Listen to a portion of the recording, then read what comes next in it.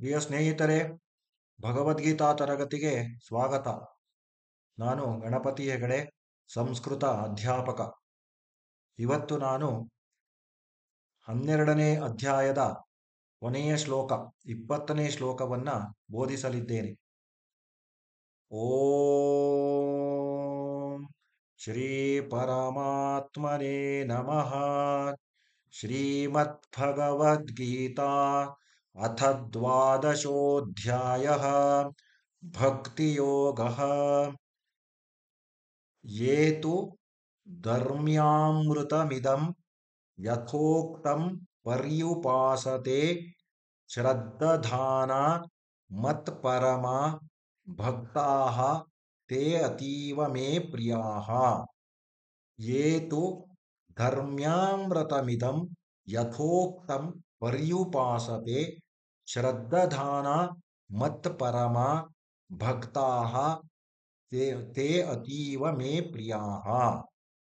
ಯೇ ತು ಧರ್ಮ್ಯಾಮೃತಮಿದಂ ಯಥೋಕ್ತಂ ಪರ್ಯುಪಾಸತೆ ಶ್ರದ್ಧಧಾನಾ ಮತ್ಪರಮಾ ಭಕ್ತಾಸ್ತೆ ಅತೀವ ಮೇ ಪ್ರಿಯಾಃ.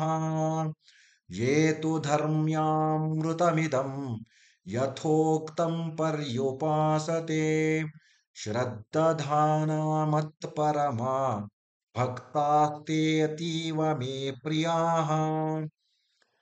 ಆದರೆ ಶ್ರದ್ಧೆಯಿಂದ ಕೂಡಿದ ಪುರುಷರು ನನ್ನಲ್ಲಿ ಪರಾಯಣರಾಗಿ ಈ ಮೇಲೆ ಹೇಳಿದ ಧರ್ಮಮಯ ಅಮೃತವನ್ನು ನಿಷ್ಕಾಮ ಪ್ರೇಮ ಭಾವದಿಂದ ಸೇವಿಸುವ ಭಕ್ತರು ನನಗೆ ಹೆಚ್ಚು ಪ್ರಿಯರಾಗಿದ್ದಾರೆ ಎಂಬುದು ಈ ಕೊನೆಯ ಶ್ಲೋಕದ ಅರ್ಥ.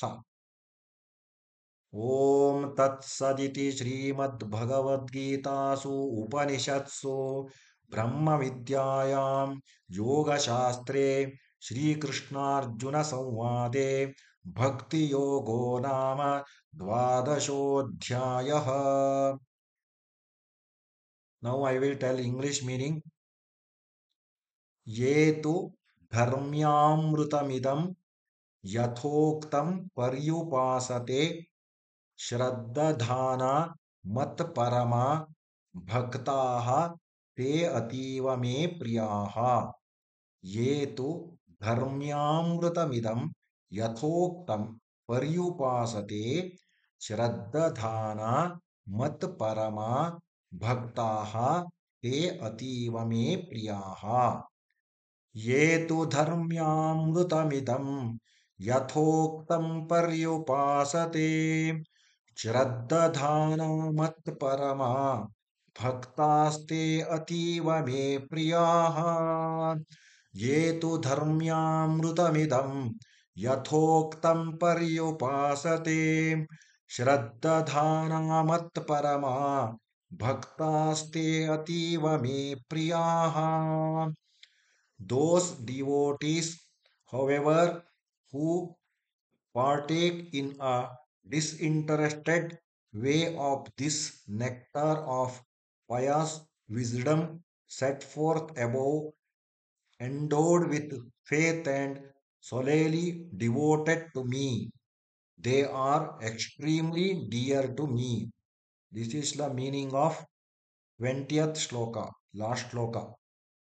ಓಂ ತತ್ಸದಿತಿ ಶ್ರೀಮದ್ಭಗವದ್ಗೀತಾಸು ಉಪನಿಷತ್ಸು ಬ್ರಹ್ಮವಿದ್ಯಾಯಾಂ ಯೋಗಶಾಸ್ತ್ರೇ ಶ್ರೀಕೃಷ್ಣಾರ್ಜುನ ಸಂವಾದೆ ಭಕ್ತಿಯೋಗೋ ನಾಮ ದ್ವಾದಶೋऽಧ್ಯಾಯಃ. Now whole chapter completed. Next video I will start another chapter. All of you go through this video, subscribe, like and share my YouTube channel and learn the holy book Bhagavad Gita. ಧನ್ಯವಾದಾः. ಶುಭದಿನಂ.